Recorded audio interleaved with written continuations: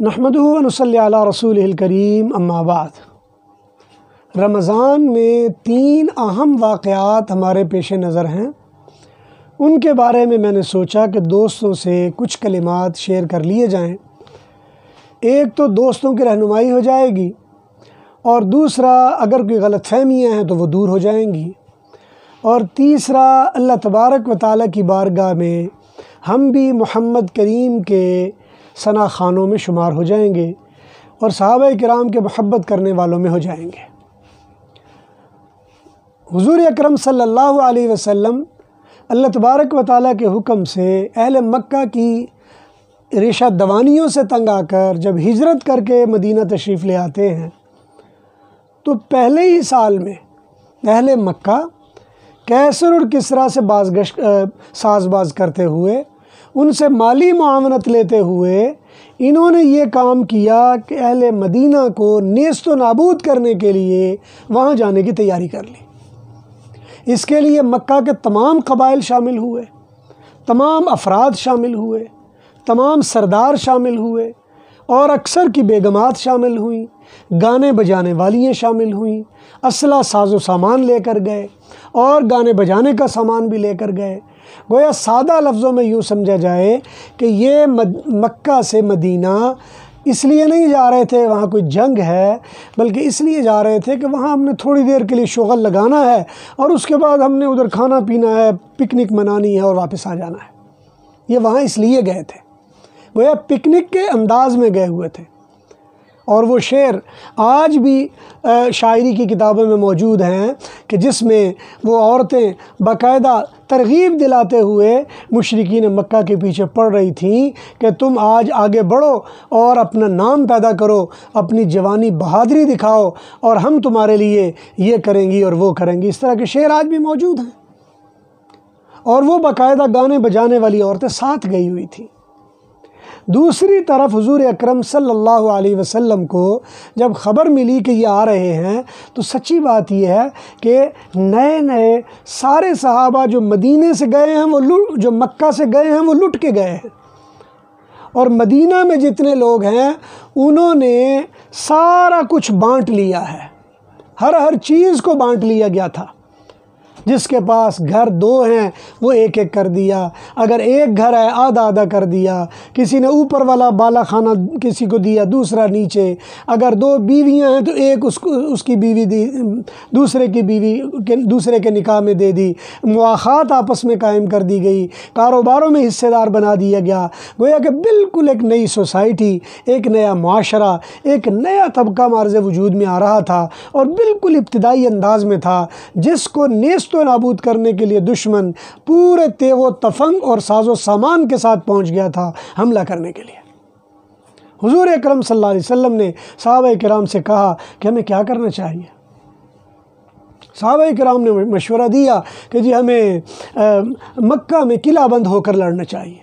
اسی طرح کسی نے کچھ مشورہ دیا، کسی نے کچھ مشورہ دیا، بعض نے مشورہ دیا کہ ہمیں آگے بڑھ کر ان کا مقابلہ کرنا چاہیے۔ بالآخر آگے بڑھ کر مقابلہ کرنے کا طے ہوا، اور جو بدر ہے، میدان بدر میں یہ معرکہ ہونے کے لیے یہاں سے یہ فوج چل پڑی اور دوسری طرف سے وہ آ گئے، اور بدر کا یہ میدان کارزار سج جاتا ہے۔ آج بھی اگر جو احباب بدر کے اس مقام پر جائیں اور جا کر دیکھیں، اور اس مقام کو دیکھتے ہوئے آج بھی اس کا ایک پتھر اور ایک ذرہ گواہی دے رہا ہوتا ہے کہ یہی وہ جگہ ہے جہاں ایک طرف ایمان تھا اور ایک طرف مادیت تھی۔ ایمان و مادیت کی جنگ میں اللہ تبارک و تعالیٰ نے مادیت کو ذلیل و خوار کیا تھا اور ایمان کا شملہ اونچا کر دیا تھا۔ آج بھی وہاں وہ کلیب بدر، وہ کنواں آج بھی آوازیں دے رہا ہے پکارنے والوں کو کہ آؤ مجھے دیکھو۔ جو نیست و نابود کرنے آئے تھے ایمان والوں کو، ان کے ہاتھوں سے جن کی تباہی ہوئی، وہ یہاں سب اسی میں ڈالے گئے تھے، گھسیٹ کر اس کنویں میں ڈالے گئے تھے۔ اور یہ وہی کنواں تھا کہ جس کے پاس نبی کریم صلی اللہ علیہ وسلم جا کر کھڑے ہوئے اور مشرکین کی جو میتیں پڑی تھیں اور پوچھا هل وجدتم ما وعد ربکم حقا، بتاؤ اللہ کا وعدہ سچا ہوا کہ نہیں ہوا؟ ایک صحابی نے قریب سے پوچھا یا رسول اللہ کیا یہ سن رہے ہیں؟ اور سیدنا حسان ابن ثابت رضی اللہ تعالیٰ عنہ نے بڑی خوبصورت انداز میں کہا ایک شعر میں وَمَا نَتَقُوا وَلَوْ نَتَقُوا لَقَالُوا صَدَقْتَ وَكُنْتَ ذَا رَأْيٍ مُصِيبٍ۔ اس وقت کوئی بولا نہیں اس لیے کہ وہ بول سکتے نہیں تھے۔ وَلَوْ نَتَقُوا لَقَالُوا، اور اگر بول پڑتے تو کیا کہتے؟ صدقت، اے محمد کریم تو سچ کہہ رہا ہے، وَقَدْ كُنْتَ ذَا رَأْيٍ مُصِيبٍ، تیری رائے تو واقعی سچی تھی، ہم نے تو پرواہ نہیں کی ہے۔ تو اس لیے ایک واقعہ بدر ہے، یہ جو بے کس اور بے بس مسلمان ہیں یہ ان کو یاد دلاتا ہے کہ اگر تم اپنے اللہ پر بھروسہ کرو گے تو اللہ تمہیں اکیلا نہیں چھوڑے گا۔ یہ آج شام کے مسلمانوں کو یاد دلاتا ہے کہ تم آج اس اللہ کی طرف متوجہ ہو جاؤ۔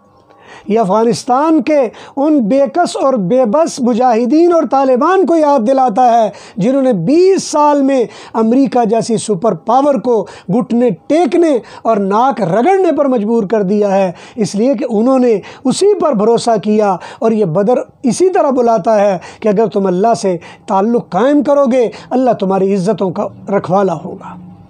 اور یہی بدر اور یہی رمضان یہ کشمیر والوں کو بھی بلاتا ہے اور پکارتا ہے کہ اے کشمیر والو، اگر تمہارا ایمان اللہ پر ہے، بھروسہ اس پر ہے، کیا تم بدر میں آنے والے ان بے کس اور بے بس مسلمانوں سے بھی زیادہ خالی ہاتھ ہو گئے ہو، جن کے پاس اسلحہ نہیں تھا، جن کے پاس سواری نہیں تھی، پہننے کو کپڑے نہیں تھے، کھانے کے لیے خوراک نہیں تھی، پیٹ پر پتھر بندھے ہوئے ہیں اور جناب وہ جہاد کے لیے جا رہے ہیں؟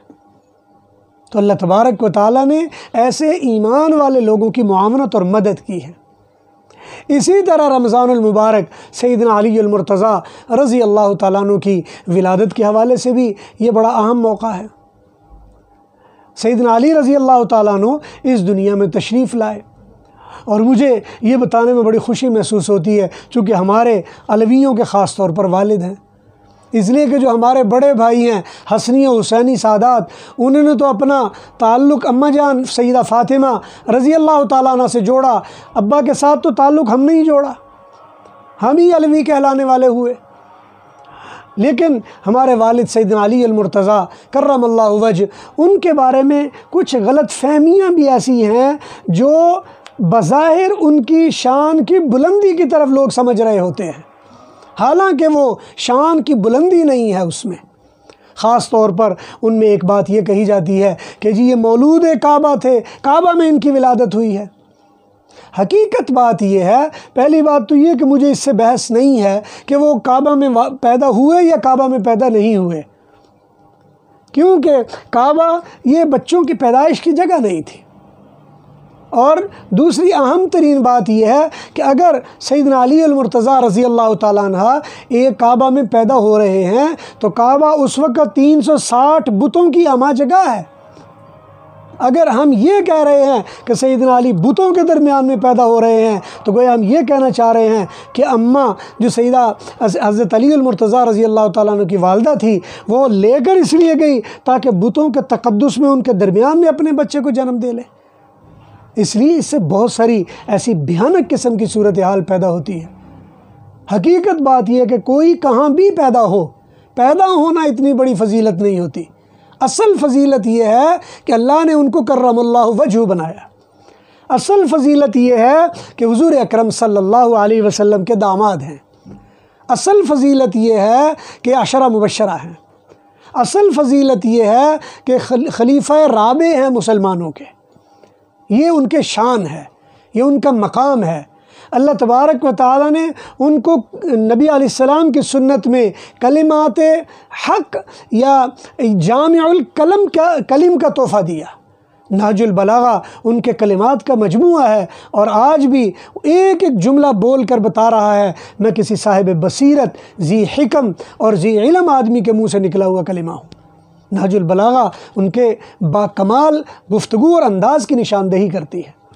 اور یہی وہ نہج البلاغہ ہے، با کمال شخصیت ہے، باوجود اس کے کہ لوگ آج حضرت علی رضی اللہ تعالیٰ عنہ اور دوسرے صحابہ کی لڑائیوں جھگڑوں کی وجہ سے بعض اوقات طعن و تشنیع تک نوبت لے جاتے ہیں، لیکن سیدنا علی المرتضیٰ ہمارے جو والد ہیں ان کے زبان سے نکلے ہوئے کلمات جس کا مجموعہ نہج البلاغہ ہے، ایک جملہ آپ ایسا نہیں دکھا سکتے ہیں جس میں اپنے ہمعصر یا اپنے سے پہلے کسی ایک کے بارے میں ایک جملہ بھی تنقیص کا کہا ہو۔ حتیٰ کہ سیدنا معاویہ رضی اللہ تعالیٰ عنہ کے ساتھ جنگیں بھی ہوئیں اور جنگوں میں شہادتیں بھی ہوئیں، نقصانات بھی ہوئے، لیکن پورے نہج البلاغہ میں حضرت معاویہ کے بارے میں برائی کا ایک لفظ نہیں ملتا ہے۔ تو یہ ہمارے بڑے ہیں جو اتنی مشقتوں کے باوجود بھی اپنے راستے سے ہٹتے نہیں ہیں۔ اسی طرح رمضان میں ام المومنین سیدہ عائشہ صدیقہ رضی اللہ تعالیٰ عنہ وہ اللہ کے پاس چلی گئی۔ یہ ان مقربین میں سے تھیں جو امہات المومنین میں ہیں۔ ہمیں اپنی ماں کے ماں ہونے میں شک ہو سکتا ہے، لیکن اللہ کے قرآن میں جب اللہ کہے وَأَزْوَاجُهُ أُمَّهَاتُهُمْ اور نبی کی بیویاں تو تمہاری مائیں ہیں، ان کے ماں ہونے میں تو شک ہو ہی نہیں سکتا۔ اور حقیقت بات یہ ہے کہ ام المومنین سیدہ عائشہ اللہ تبارک و تعالیٰ نے ان کے ذریعے بہت سارا علم محفوظ کر کے امت تک پہنچایا۔ نبی علیہ السلام کی سنتیں، نبی علیہ السلام کا کردار، زندگی، گھریلو ماحول، وہ سیدہ عائشہ صدیقہ رضی اللہ تعالیٰ عنہ کے ذریعے وہ آگے پہنچا ہے۔ ان کی فوتگی بھی ماہ رمضان میں ہوئی ہے۔ اللہ تبارک و تعالیٰ ان سے راضی ہو، ان سب کے درجات کو بلند فرمائے اور ان کی قدردانی کی ہمیں توفیق نصیب فرمائے۔ اور جو مسائل میں نے تینوں عرض کیے ہیں اللہ تعالیٰ صحیح معنوں میں سمجھ کر اپنے آپ کو اس کے مطابق ڈھالنے اور عمل کرنے کی توفیق نصیب فرمائے۔ وآخر دعوانا الحمدللہ رب العالمین۔